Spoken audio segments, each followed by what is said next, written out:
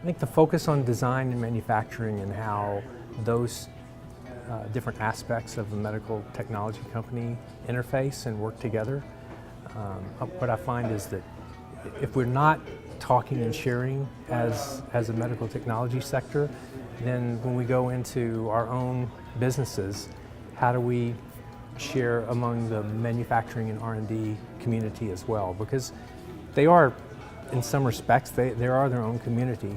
But what I like to bring back is to say, here's what I learned that Medtronic is doing, or here's what I'm learning that maybe another company that is smaller is doing, and how they're being more nimble in their processes, yet compliant to this new difficult regulatory environment that we're all having to weave our way through now.